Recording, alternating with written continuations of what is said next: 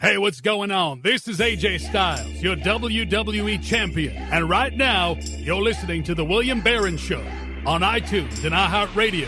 And you are phenomenal. Are you sure? I think so. Yeah, here we go. Welcome back to The William Barron Show. Again, you can find us at thewilliambarronshow.com, B-E-R-A-N. This segment, we are joined by the wonderfully, beautifully Scarlett. Welcome to the show, Scarlett. Hello. What do you got going on tonight? On this beautiful I'm Wednesday. looking at my calendar. Looking at your calendar. Mm-hmm. Man, that sounds domestic. What are you looking at your calendar for? Just trying to work some things out on what I have going on this month. Gotcha. I got a question for you. Did you take that Are You an Old Millennial quiz from last week's show? Sure did not. You sure did not. No. Mm-mm. I mean, did you agree with at least a couple of things that I said? Well, yeah. Okay, so you're pretty much in the same demographic as I was? Yeah. So we're stuck. I mean, not much change in 6 years. I don't know. I don't even think a president changed. Yeah, that could be. I guess I don't know that offhand. Anyway, I came across a study, and I didn't come across it, to be completely honest. I was driving back from Nashville, where you live, and where you're calling from right now. Yeah, I think we've made that pretty clear. And this radio host was reading this study that was done over in London about millennials, and I couldn't believe it. So I want to ask you a few questions in regards to this study, and then we'll go over the percentages. They polled like 1,900 millennials. Okay. Okay. And the study. So what are they deciding millennials on? Like what year? I don't know. The kids that dress in skinny jeans and use Tinder. Okay. The generation that invented that stuff, I guess is what I'm saying. Because, yes, I wear skinny jeans, and I'm not a millennial. That's unfortunate, but yeah. Hey, it makes my ass look good. No.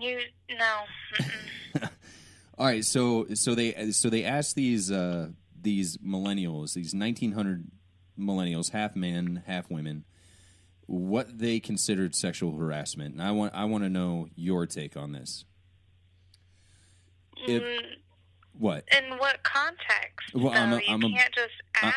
I'm about to give you context. Okay. If a man, okay, so you're a straight woman. Yeah. I'm a straight man, so this is the perfect survey for us. That's questionable, but okay. Well, I mean, I do have one too many man crush. I agree. But okay, so here's the situation. Yes or no if it's sexual harassment. Okay. If you're at a bar and a gentleman comes up to ask you if you want a drink, or if you're at work and a guy comes up and asks you if you'd like to grab a drink sometime. No. Yeah, he only asked once. It's not like that guy that keeps asking absolutely over and over not. and over. No, absolutely not. If you go into work and a guy happens to say to you, "Wow, you look beautiful today." No. The phrase "beautiful" was actually coined in this phrase. So beautiful. It wasn't like he's like, "Damn, you're hot," but beautiful. If a guy told you at work tomorrow that you look beautiful, is that sexual harassment? No. No. Okay. What if you're walking down the street, walking into work, walking to go get groceries, and a guy whistles at you? Not catcall, but just goes, you know, that old thing? No. No, not sexual harassment? No. Okay.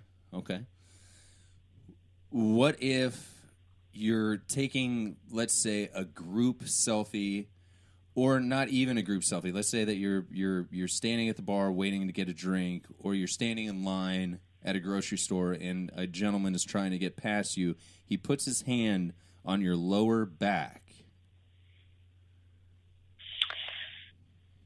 I mean, it depends. Is it super crowded?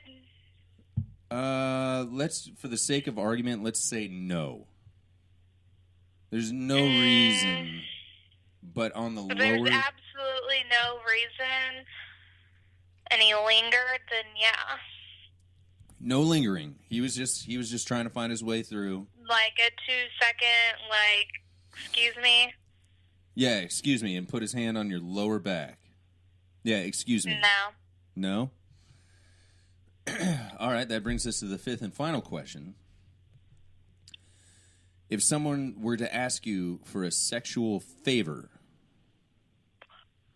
Well, obviously. Yeah.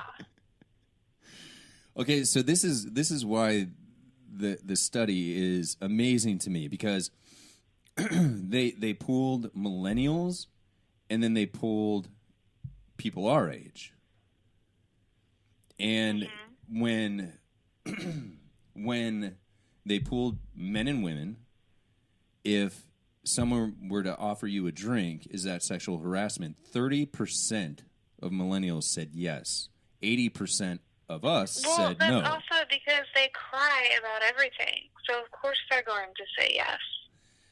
But, I mean, how can you even how can you ask somebody out nowadays without asking them, hey, you want to go grab a drink? It's all online, so who cares? So, okay. Like, touching somebody is not even in their realm of expectation. But 30%... They're just waiting for somebody to reply to their message online. 30% of millennials consider... Are retarded. Can I buy you a drink sometime as sexual harassment? Of course they do. Okay, moving on. Commenting that somebody looks beautiful the next day. 42% of millennials consider that sexual harassment, whereas people our age, 86%, do not. Not surprised. Whistling at someone, millennials consider 59... That's a great sound effect for the show. Is it? It's... What are you, in a wind tunnel? Whipped cream. Oh, yeah, whipped cream.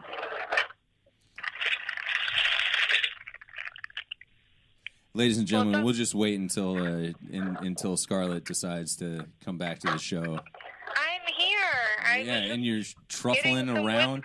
It sounds like you're on the Oregon Trail, like looking through garbage, like a raccoon or some shit.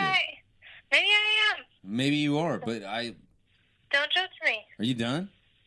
Yeah, I just got up to get something. I thought whipped cream. Okay?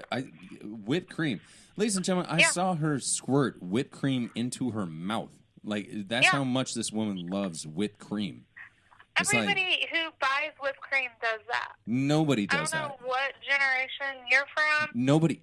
But everybody does it. Nobody. First of all, nobody buys whipped cream. What planet do you live on? Earth.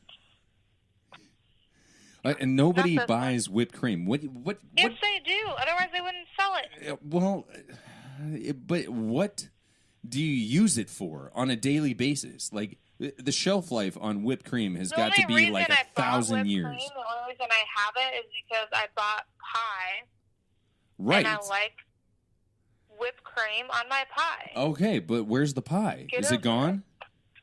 No, it's in front of my face. Oh, okay. So what was... Wait a minute. So once the pie is gone... This is not gone. Do you keep the whipped cream? What's the expiration date on the whipped cream can, if you don't mind me asking? I mean, heaven forbid I get up and shuffle around again and look. Well, that was some shuffling. Every day I'm shuffling. I don't know. I think it's a couple of months. No way. No, that stuff's like nuclear. Yeah, you can't. It's like a Twinkie. You can't beat it. Yeah, it wins. No. All right. Well, maybe next week we can nail down this exciting conclusion about expiration date of whipped cream. Anyway, do you want to... I can go look now if you really... I really do, actually. Yeah, actually, if you wouldn't mind. Now I would be willing to listen to some shuffling. Because I want to know the expiration date. When did you buy this whipped cream, first of all? Was it like 10 years ago? A week ago today. A week ago today. Mm-hmm. Expiration... Sale by April 25th, 2018. Whoa, okay, so yeah, it's not. I got a good solid 5 months. I didn't, well, all right, 5 months though. I mean, I would have expected it to be like 3 years. Lots of things you can do with whipped cream in 5 months. I'm okay with it. I can deal with 5 months. Are you done? I mean, are you? Can we get back to the goddamn point? You were the one concerned about expiration date on whipped cream that you're not even eating. I wasn't concerned about it. I was thrown off guard in the middle of this bit that you decide then to become a raccoon, dig through your garbage, find some Cool Whip. Okay, I didn't dig through anything. I opened my refrigerator and put whipped cream on my pie. Well, I'm just telling you that it sounded like you were digging through a trash can. Well, I'd hate to describe some sound effects that you make sometimes. I don't even know what that means, but we're not going to go there. Can we continue on with the study? Please. All right. Whistling at somebody. 59% of millennials believe that is sexual harassment. 63% of... questions are too vague. Would you just calm down for a second and let me get through this? I'm perfectly calm. Touch somebody's lower back. 65% of millennials consider that sexual harassment. Now you were wavering. Why they all hate me. You were wavering a little bit on that one. You were like, "Is it crowded? Is it?" Yeah, it depends on the situation because I mean, like, if I'm standing alone and what does that mean? Like standing in the middle of nobody around and there's no reason for you to touch me, then yeah, I'm gonna have a problem with it. But if I'm like downtown at a bar that has 1,000 people in it, and you're trying to get by, and you're just letting people know, like, hey, I'm squeezing through, like, it doesn't bother me because I do it all the time. Actually, I just push you out of my way, but I don't care. See, that's kind of like my thing. Like, okay, so I'm 6 years older than you. I'm small enough that I can, like, push people out of the way, and they're just like, whatever, she's short, fuck her. I don't care. Okay.